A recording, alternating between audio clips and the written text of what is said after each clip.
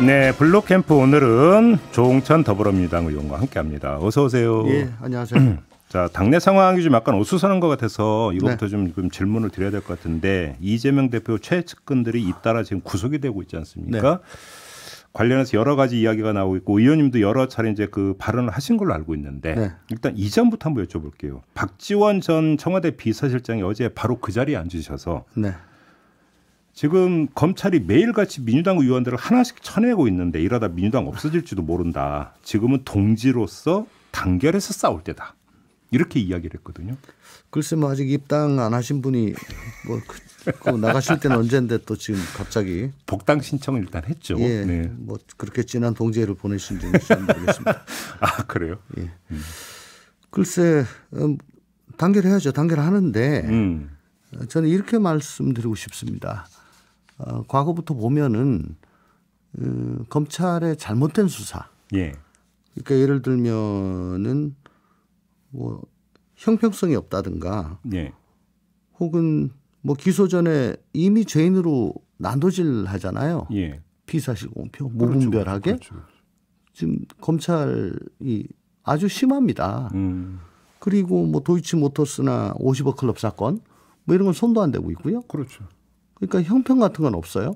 절제 같은 것도 없고 이런 것들 이게 과연 이 제대로 된 공정한 수사냐 이런 점에 대해서는 우리가 정말 전력으로 대응하고 이게 공정한 잣대가 아니다라고 하는 점에 대해서는 우리가 목소리를 높이고 일치단결해 가지고 대응을 하는데 팩트 사실관계에 대해서는 당이 전면에 나서 가지고 이 대응하는 거 이건 굉장히 위험하다. 왜?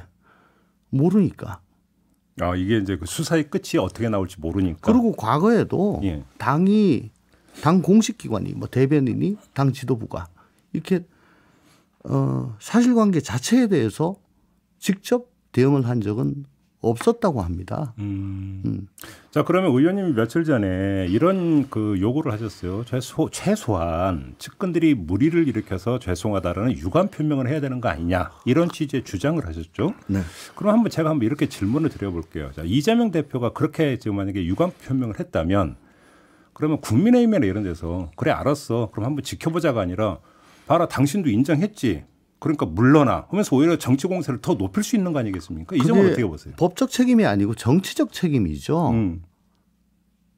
원래 정치는 책임지는 거라고 하지 않습니까? 어쨌든 최측근 2명이 연이어 구속이 됐습니다. 그간의 사례를 보면 2002년도 대선 자금 사건 때 노무현 대통령, 안희정 뭐 전 지사가 뭐 구속이 되니까 아주 절절히 그때 유감 표명을 하셨습니다.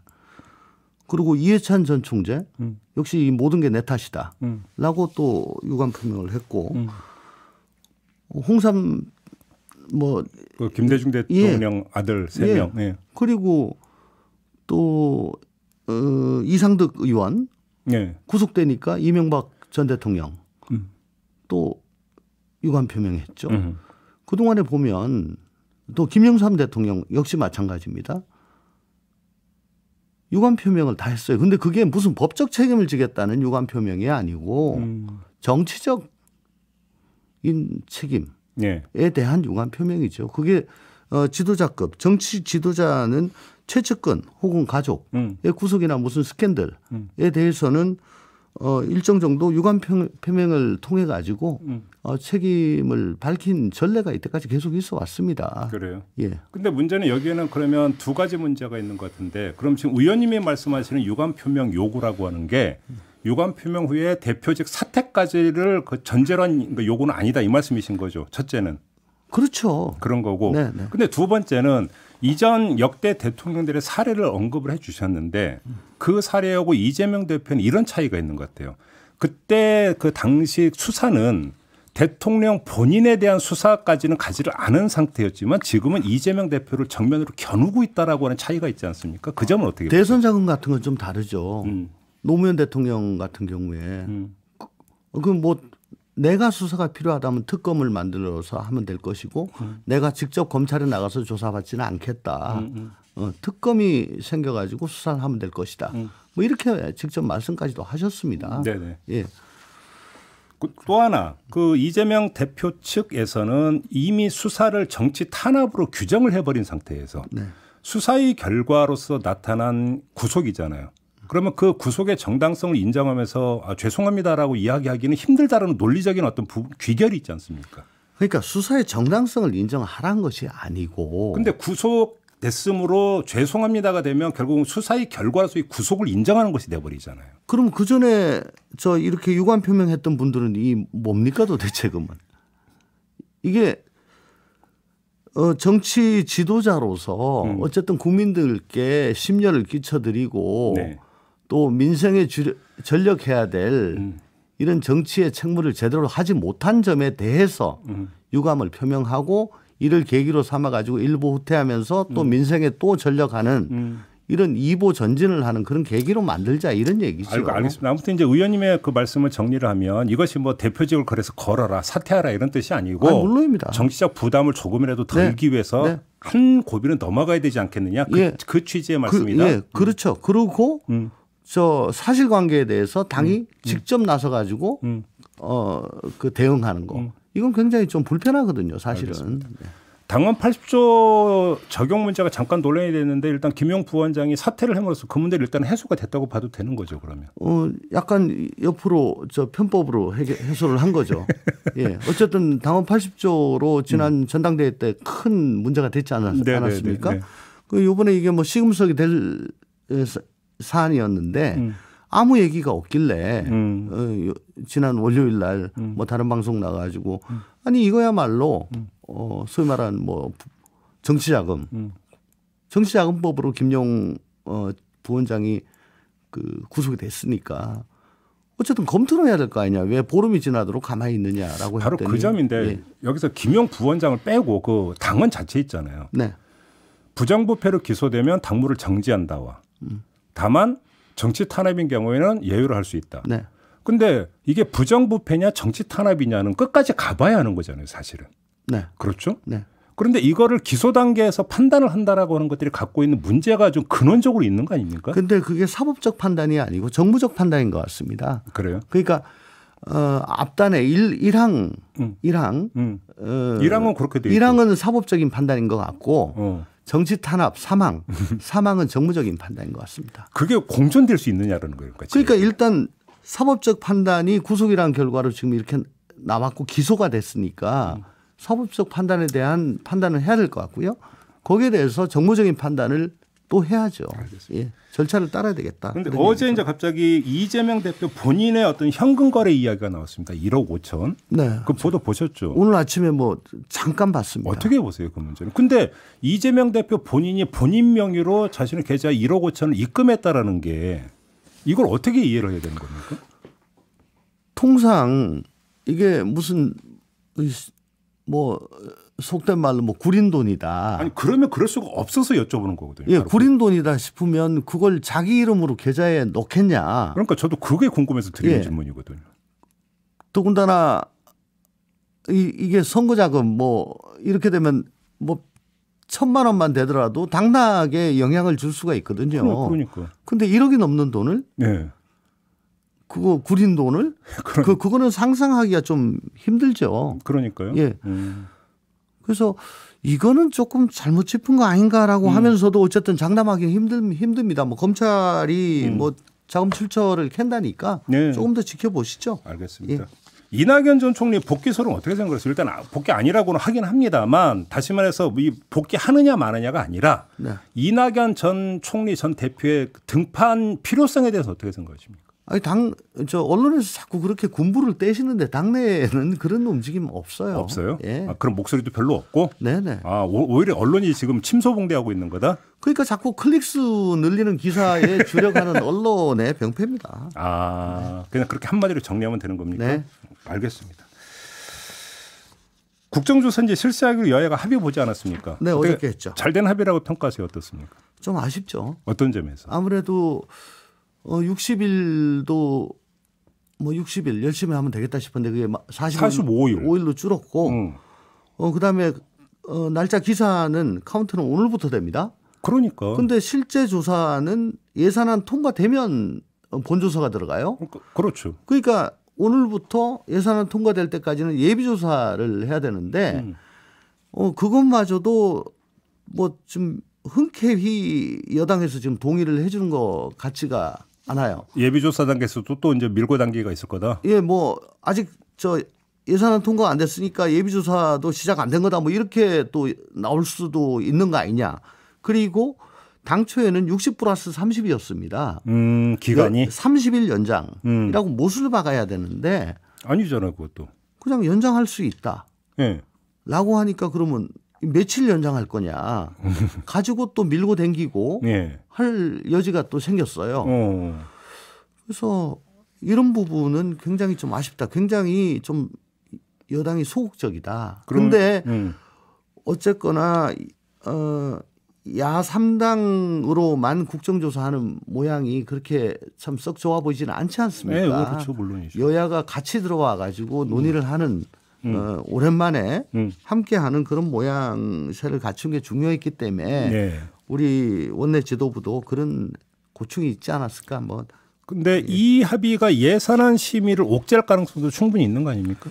아무래도 우리는 빨리 국정조사를 시작을 해야 되니까. 그러니까 이게 딱 엮여가지고 네. 끝에 가서 쫓길 가능성도 있죠. 그러니까 만약에 이 예산은 절대 안 된다 해가지고 대치전설을 펴서 예산안 처리가 뭐 며칠 늦어졌다고 가정을 하면 네. 그만큼 국정조사 본조사 기간을 깎아먹는 거 결과가 돼버리는 거잖아요. 네, 근데 네. 그저께 우리 유족분들 뭐 전부 다는 아니고 30몇 분께서 네. 이제 처음으로 기자회견 하셨죠. 예, 기자회견을 하셨죠. 예. 뭐 저도 뭐 그 나이 또래의 아들들을 두고 있는 그 애비로서 그 장면을 봤습니다. 정말 가슴이 미어지고. 예, 예. 뭐 지금도 시큼한데 글쎄요. 그걸 가지고 정치적 이분리를 가지고 밀고 당긴다. 그때 과연 그게 가능할까? 사람으로서 그게 할 그렇죠. 도리인가 할 짓인가. 사실은 여야에서 이제 국정조사를 둘러싸고 이제 밀고 당기는 부분에 있어서 이제 가장 강력한 규정 요인은 유족분들의 입장이다. 이렇게도 볼 수 있겠죠. 그렇습니다. 어쨌든 뭐 제가 몇 번 얘기합니다만은 자식은 가슴에 묻는다고 합니다. 네, 그럼요. 예. 그것도 생때 같은 정말 서서 압수하는 이런 대명천지 이런 일을 당한 부모님한테 맞아요. 이런 모습은 아니죠. 혹시 그러면 국민의힘이 어떤 입장을 바꾼 주된 배경에 바로 그 유족분들의 기자회견 이런 것도 작용을 했다고 보세요? 저는 처음부터 얘기했습니다. 여당이 이 국조 안 들어오고 못 빼긴다. 처음부터. 이건 뭐 대의명분이 뭐 너무나 뚜렷하기 때문에. 그리고 현실적으로 여당이 들어오지 않고 야3당 단독으로 할 것 같으면 완전히 야당판이 되거든요. 그렇죠. 예. 네. 오히려 그게 이제 여당 입장에서 손해다. 손해죠. 오케이. 이 점 하나 여쭤볼게요. 그 MBC 기자에 대한 뭐 징계를 추진하는 거와 동시에 장경태 의원을 고발을 했습니다. 대통령실에서. 이 길을 어떻게 읽고 계세요, 의원님은? 하여간에 뭐 좀 초기 단계에서